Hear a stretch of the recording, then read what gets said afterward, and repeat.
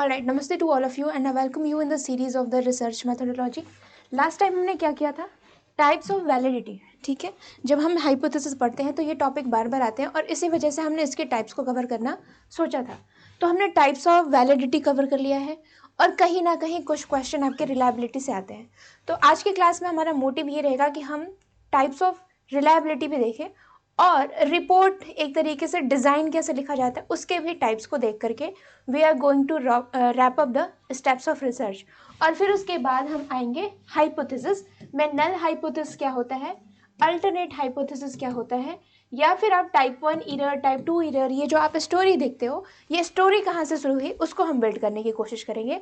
But before this what we are going to do, we are going to study the types of reliability. ठीक है, क्योंकि आपको ये वाली स्टोरी याद है जो हमने देखने की कोशिश की थी कि जब हम बात करते हैं वैलिडिटी की, वैलिडिटी का मतलब क्या होता है? एक्यूरेसी से संबंधित, कि आपकी जो रिसर्च है ये कितनी वैध है, तो ये एक्यूरेसी से संबंधित रहता है। फिर उसके बाद हमने आरसी के बारे में बात किया था, लाइक रिलायबिलिटी। रिलायबिलिटी यानी कि एक ही रिजल्ट आपकी बार बार आती है, विश्वसनीयता की हम बात करते हैं। तो यहाँ पे हमने एक वर्ड यूज किया था, कंसिस्टेंसी। कंसिस्टेंसी, ये वर्ड मैं आपको बार बार दोहरा रही हूँ क्योंकि यहीं से आपके क्वेश्चन आते हैं और अगर आप ये समझ गए तो उसके टाइप्स, सब टाइप्स के बारे में भी आप समझ जाओगे। फिर उसके बाद एक आता है that is called credibility. Credibility क्या है? विश्वसनीयता क्या है? तो उसमें मैंने आपको एग्जाम्पल दिया था, कोई अथॉरिटी आकर के अगर किसी चीज़ के बारे में आपको बताता है तो आपको विश्वसनीय लगता है, तो हम कहते हैं कोई अथॉरिटी बेस्ड पर्सनालिटी आके अगर कोई दावा करे तो हमें लगता है कि ये जो चीज़ें बता रहे हैं वो सही है। तो ये 3 टर्म्स आपको समझना है जब भी हम हाइपोथेसिस पढ़ेंगे। और फिर उसके बाद हम स्टार्ट करेंगे पूरी कहानी कि हाइपोथेसिस में भी नल हाइपोथेसिस क्या होता है, लेवल ऑफ सिग्निफिकेंस क्या होता है, type of error, types of error में भी आप देखोगे error 1, error 2, type 1, type 2 error आपको देखने को मिलती है। तो वो सारी कहानी हम देखेंगे। बट फर्स्ट हमने ऑलरेडी कवर किया है वैलिडिटी के टाइप्स। वैलिडिटी में भी आपसे इंटरनल और एक्सटर्नल वैलिडिटी के बारे में हमने बात किया था कि इंटरनल वैलिडिटी में हम क्या करते हैं, इंडिपेंडेंट डिपेंडेंट वेरिएबल के बीच में हम देखते हैं कि ये जो रिलेशन है वो कितना वैलिड है। और जब हम बात करते हैं एक्सटर्नल में तो हम ये देखते हैं क्या हमारी जो सैंपल है वो ट्रू रिप्रेजेंटेशन है पूरे पॉपुलेशन का, तो ये हम देखने की कोशिश करते हैं। अब देखिए रिलायबिलिटी में भी क्या होता है, इंटरनल रिलायबिलिटी और एक्सटर्नल रिलायबिलिटी आपको देखने को मिलती है। और इसके बाद आपको फर्दर टाइप्स देखने को मिलते हैं, लाइक स्प्लिट हाफ क्या होता है, पैरेलल कंसिस्टेंसी क्या होता है। तो ये सारी कहानी हम यहाँ पे भी देखेंगे। So let me show you कि टाइप्स क्या क्या होते हैं और फिर उसके बाद आप एक बार ऊपर से देखोगे और फिर उसके बाद मैं आपको पूरी कहानी बताऊंगी ताकि आप इसे समझ जाओ, रटो नहीं। So this is the topic जिसे आज हम कवर करने वाले हैं, रिलायबिलिटी। उसमें भी फर्दर टाइप्स हैं, टेस्ट रीटेस्ट रिलायबिलिटी, यहाँ पे आप सुधारोगे।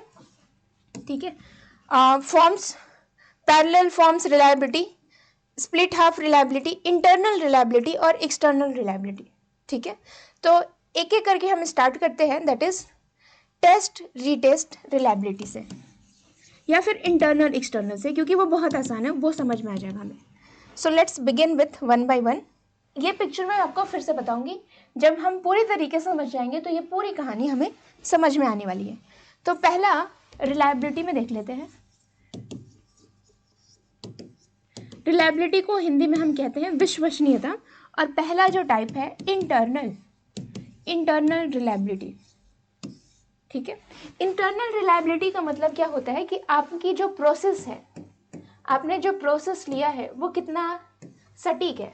रिलायबिलिटी का मतलब ये होता है कि लाइक एक रिसर्च है, ठीक है, आपने रिसर्च किया, एक्सपेरिमेंट किया और उसकी जो रीडिंग आ रही है वो हर बार क्या आ रही है, 0.2, 0.2, 0.2, यानी कि आपने 3 बार रीडिंग ली और तीनों टाइम्स पे एक ही रीडिंग बता रहा है। इट मीन्स कि जो राइट एक्यूरेट होगा, जो चांसेस होंगे सही आने के, वो क्या होगा, 0.2।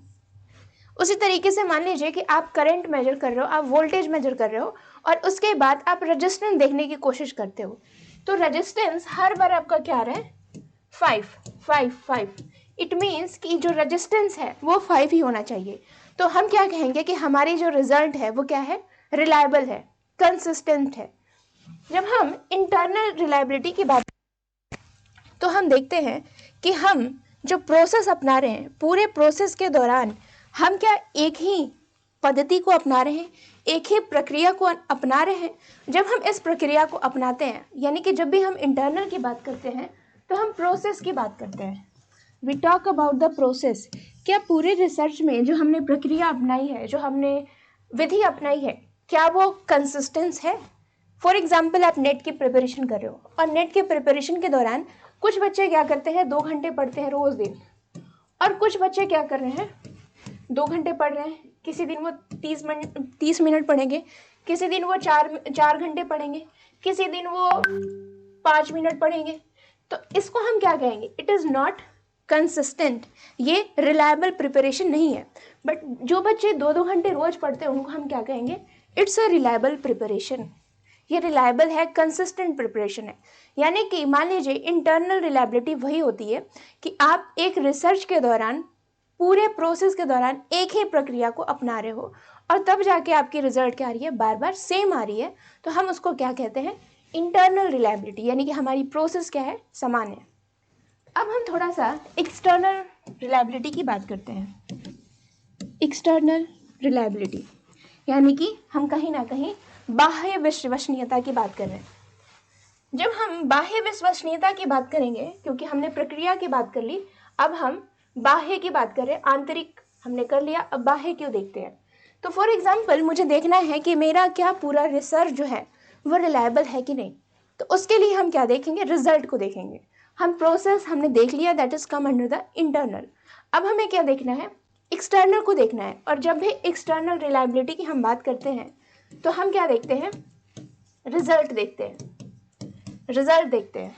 ठीक है, क्या हमारा रिजल्ट बार बार, मान लीजिए 5 आ रहा है, 5 आ रहा है, तो हम ये देखेंगे क्या जो हमारा रिजल्ट है वो सेम आ रहा है। हमें प्रोसेस अब नहीं देखना है, अब हमें रिजल्ट देखना है।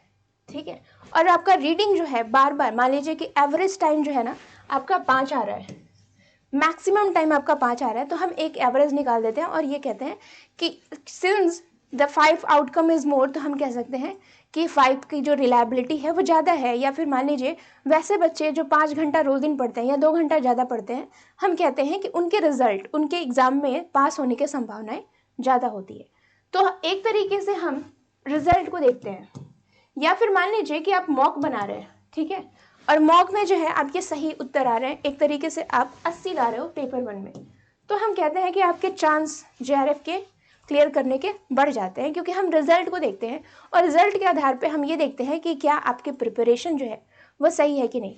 इंटरनल में हमने क्या देखा था, आपकी प्रिपरेशन देखी थी कि आप 2 घंटे पढ़ रहे हो कि नहीं। ठीक है, एक्सटर्नल में हम क्या देख रहे हैं, आपके रिजल्ट देख रहे हैं, आपके आउटकम को देख रहे हैं, और उस हिसाब से हम डिसाइड कर रहे हैं कि आपकी जो तैयारी है वो किस हिसाब से। लाइक हम मॉक के रिजल्ट देख रहे हैं, आपकी हम अंतिम एग्जाम के जो रिजल्ट है वो कहते हैं ना प्री बोर्ड से हमें पता चलता है कि लड़का बोर्ड में कैसे परफॉर्म करेगा। सो इन दिस वे हम हमेशा एक्सटर्नल में रिजल्ट की बात करते हैं और रिजल्ट के हिसाब से हम ये देखते हैं कि क्या आप विश्वसनीय हैं, क्या आपकी दावेदारी जो है वो नेट को लेकर के कितनी सीरियस है। तो एक्सटर्नल में हम रिजल्ट की बात करते हैं। अब थोड़ा सा हम आ जाते हैं इसके और फर्दर सब टाइप में, ठीक है, क्योंकि वहीं पे थोड़ा सा हमें गड़बड़ी होती है। पहला है test retest reliability, test retest. ठीक है, टेस्ट रीटेस्ट रिलायबिलिटी में ये होता है कि फॉर एग्जांपल एक टॉपिक है, ठीक है, एक टॉपिक को आपने क्या किया, टेस्ट किया और उसको फिर से आपने रीटेस्ट किया। लाइक फॉर एग्जांपल कोई रिसर्च ऑलरेडी हो चुका है, ठीक है, कोई रिसर्च ऑलरेडी हो चुका है और उसमें कुछ फाइंडिंग आती है, रिजल्ट आता है। फॉर एग्जांपल आप किसी चीज़ पर रिसर्च करते हो, लाइक गरीबी को मेज़र करते हो, या फिर मान लीजिए कि किसी औसत टेम्परेचर निकालते हो कि दिल्ली में औसत टेम्परेचर जो है ठंडी में अराउंड 16 डिग्री सेल्सियस रही। ठीक है, ये आपने औसत टेम्परेचर निकाल दिया ड्यूरिंग द विंटर सीजन। अब मान लीजिए कि ये वाला ईयर कब था, 2024 का था, और उसके बाद फिर हम 2026 में 2 साल बाद जा कर के हम औसत जो टेम्परेचर है ठंडी की देख रहे हैं, तो इट बिकम 14 डिग्री सेल्सियस।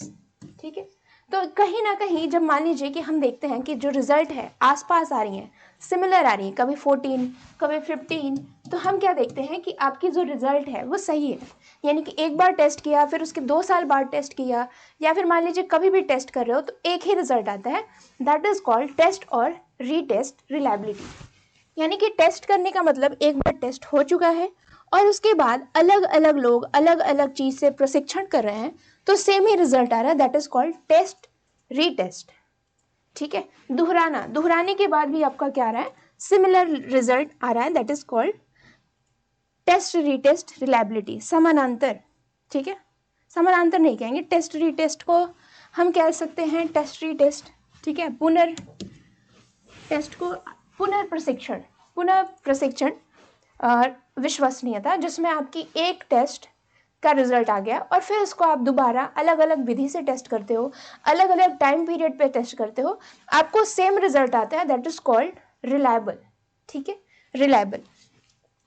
अब देखिए जो दूसरा जो टाइप है आपको देखने को मिलेगा, ठीक है, दूसरा है वो है पैरेलल, पैरेलल रिलायबिलिटी। आपने एक चीज देखा है, मतलब कि there is common in news parallel government चल रही है। लाइक कि कभी आप देखोगे खाप पंचायत के बारे में आपने सुना होगा। खाप पंचायत में क्या होता है कि there is one judiciary at the centre level, और खाप पंचायत में क्या होता है, हर ट्राइबल सोसाइटी में उनकी एक अपनी जमीनी स्तर की पंचायत होती है, जिनका एक अलग ही रहता है। जैसे मान लीजिए कि टेररिस्ट ग्रुप हो गए, टेररिस्ट ग्रुप की एक पैरेलल गवर्नमेंट होती है। लाइक एक गवर्नमेंट तो आपकी सेंटर में है, ठीक है, जैसे मान लीजिए कि एक गवर्नमेंट सेंट्रल लेवल पे है जिसको हम कहते हैं दिल्ली की सरकार। ठीक है, और एक जो गवर्नमेंट है वो क्या है, टेररिस्ट ग्रुप की अलग से, इनकी एक अलग संविधान है, इनकी एक अलग आइडियोलॉजी है, इनका एक अलग झंडा है, इनका एक अलग नियम है, इनका एक अलग कानून है। उनको हम क्या कहते हैं, समानांतर सरकार। ये मूवी में भी आप देखोगे आए दिन ये सब चीजें होती रहती है कि एक पैरेलल सेटअप, जैसे बैंक, एक आपकी सेंट्रल बैंक होती है और एक क्या होती है, एक आपकी लोकल लेवल पे वैसे ही बैंक काम करती है, मतलब उनका एक अलग रूल है, रेगुलेशन है। ठीक है, that is called parallel system, parallel system. ठीक है, पैरेलल रिलायबिलिटी क्या होता है, क्योंकि हम यहाँ पे रिसर्च में यूज़ कर रहे हैं, क्योंकि मैं पैरेलल आपको समझाना चाहती थी और इसी वजह से मैंने कुछ प्रैक्टिकल एग्जांपल देके समझाया। ठीक है, पैरेलल जो रिलायबिलिटी होता है, इसका कहना ये है कि एक ऐसी रिसर्च जो मेन रिसर्च है, लाइक कि दिल्ली गवर्नमेंट सेंट्रल लेवल की गवर्नमेंट है, और एक वैसा ही रिसर्च हम दूसरे स्तर पे कर रहे हैं, और दोनों की जब रिजल्ट सेम आती है तो हम कहते हैं कि रिसर्च जो है वो रिलायबल है। तो यानी कि एक स्तर, एक जो रिसर्च है वो मेन स्तर पे हो रही है, लाइक कि वो गवर्नमेंट द्वारा फंडेड है, या फिर मान लीजिए कि उसमें रिसोर्स ज़्यादा लगा है, और एक जो है वो हम क्या कर रहे हैं, जमीनी स्तर पे कर रहे हैं। ठीक है, जमीनी स्तर पे हम करते हैं तो हम कहते हैं कि, और ये जो प्रशिक्षण का जो टॉपिक है वो सेम है।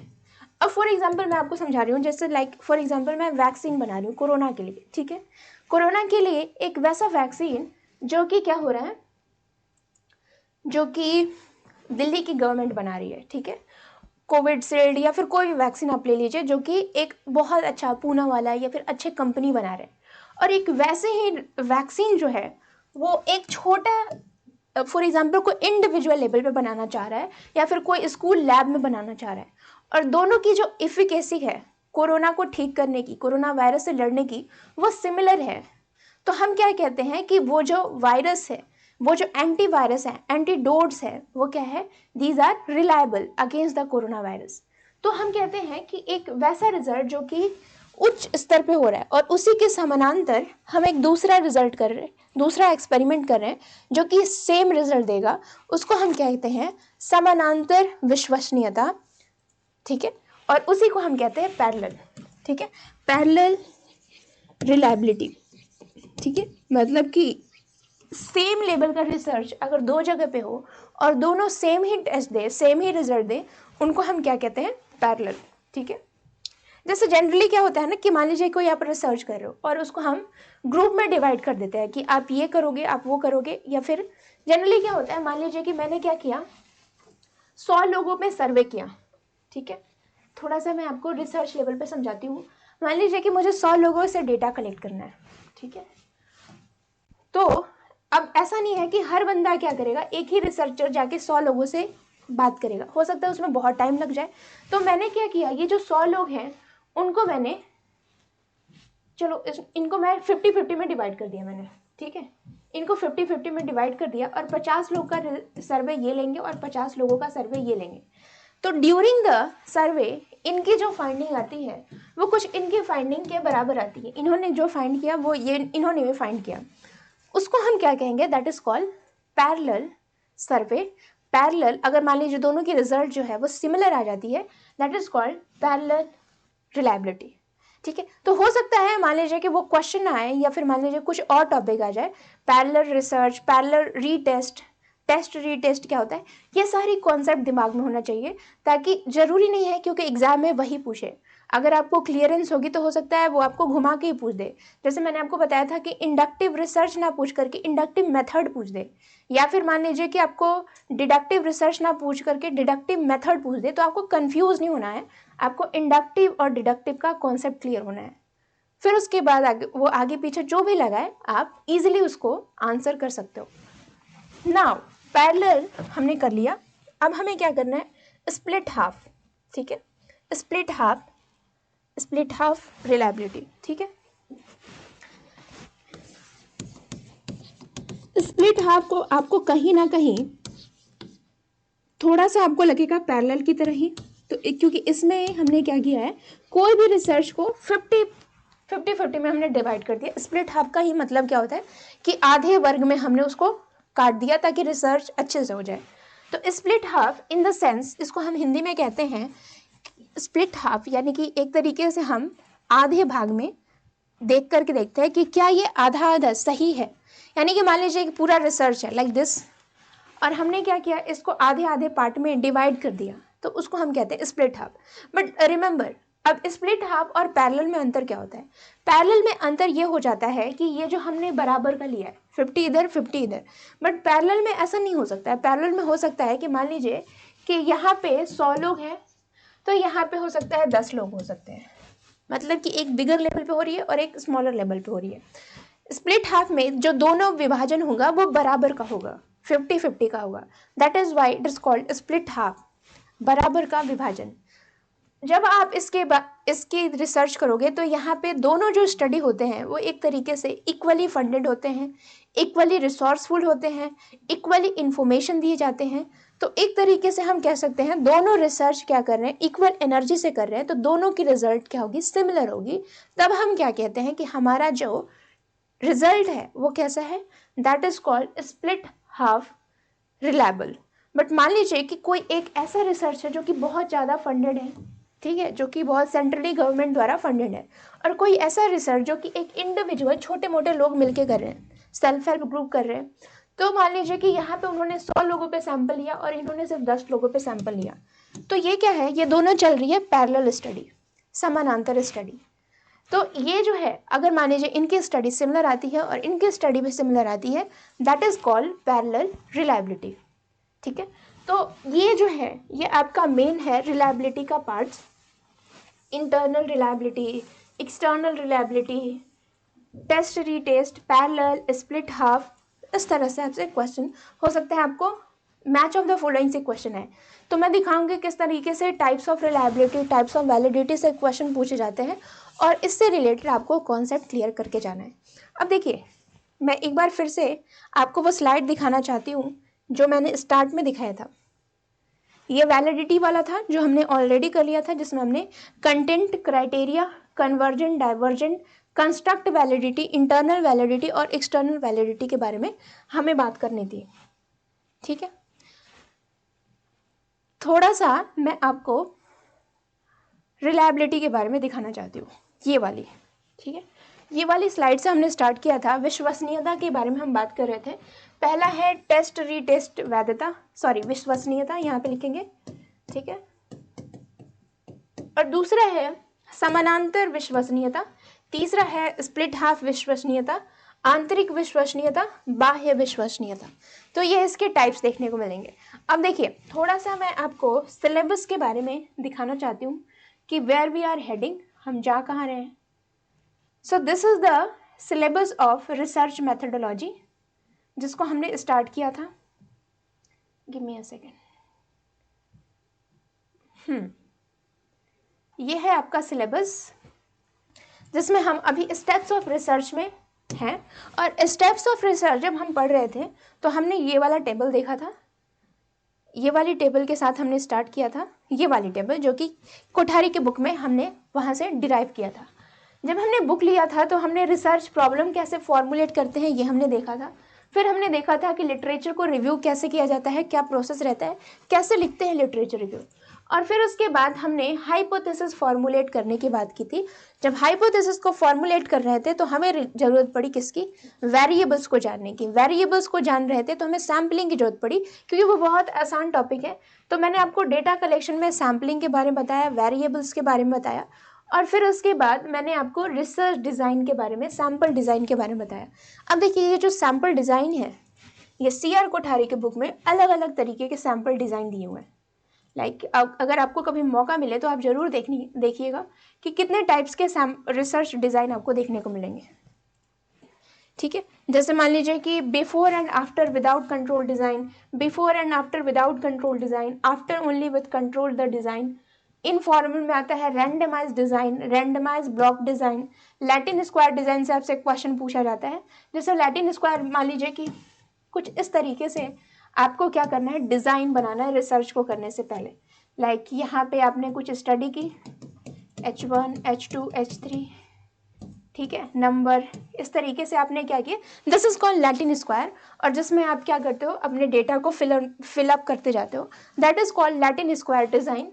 ठीक है, फैक्टोरियल डिज़ाइन। तो अलग अलग डिज़ाइन से आप क्या करते हो, अपने रिसर्च को बनाते हो और डिपिक्ट करते हो कि मेरा रिसर्च कुछ इस तरीके से जाएगा।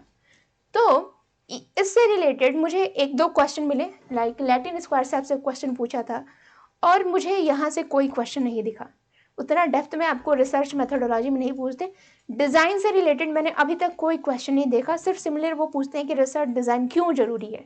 तो ऊपर से आपको क्वेश्चन पूछते हैं, that's why we are skipping this chapter. ठीक है, अगर आपको मन करे तो आप इसको लैटिन स्क्वायर और फैक्टोरियल डिज़ाइन जरूर पढ़ लीजिएगा। और the source is CR Kothari की बुक। ठीक है, बट उतना डेप्थ में नहीं आता है। जब आप PhD करोगे तो कोर्स वर्क में हो सकता है आपको ये सारी चीज़ें करनी हो, तो कोर्स वर्क में आपको डेप्थ में पढ़ाएंगे। बट नेट में मैंने अभी तक कोई भी क्वेश्चन यहाँ से नहीं देखा है। ठीक है, तो दैट्स वाई हम इस टॉपिक को स्किप कर रहे हैं क्योंकि इतना डेप्थ में नहीं पढ़ना है। We have to study on the point of view of the exam. ठीक है, तो नेक्स्ट जो हमारा टॉपिक होगा, we are going to start with the hypothesis.